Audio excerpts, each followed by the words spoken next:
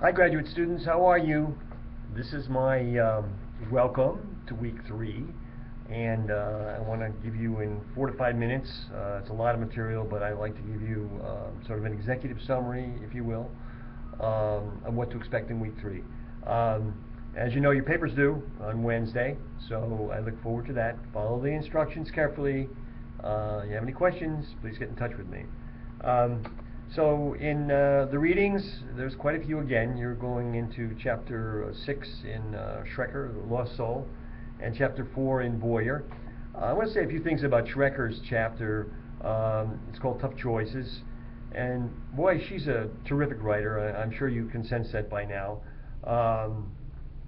She talks about the rise of the institutions of higher education, the struggles for, prestige among the higher end, the huge growth in student aid from 20% in the 70s to 70% in 2002. And she talks about the amenities arm race for student features of dorms and athletic facilities and so forth. And the drive, big increase in research during this time, and the drive to she calls them corporate sugar daddies. She doesn't withhold any pensions with her opinions, and that's fine. I sort of enjoy that kind of hard writing when it's backed up by substantive data and other opinions. And she says something very interesting. It's on page 181 on a 2001 survey of 1,400 institutions among faculty on shared governance, and the assessment was that it worked fairly well on their campuses, and that was pretty good. So 12 years ago. Okay, so that's her.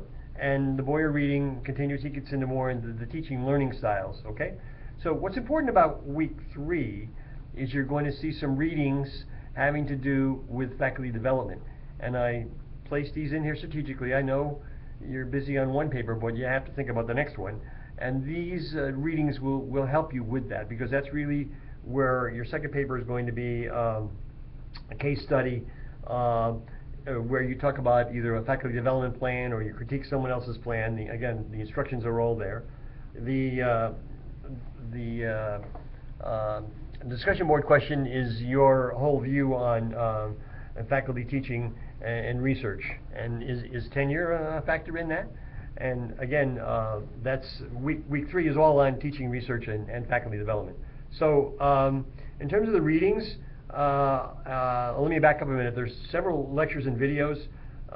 Horowitz is very good, and there's also 2 on faculty workload, which I put in there, and I think those are also very illustrative of some of the issues with faculty. The readings, the Larson and Rook piece is on faculty development and institutional change, and they make it really clear that we don't know a whole lot about what fosters faculty leadership. The Chronicle piece on MOOCs and academic freedom, I thought that was very interesting. It's a recent piece. It was in May of 13. And Michael Vest, the former president of MIT, has a piece in there, and he feels that the whole academic discussion of research versus teaching, he says it misses the point, and that each are engaged intellectually in a learning situation, and that's the best. And I kind of like that view. And finally, Milton Cox, the 04 piece on faculty learning communities.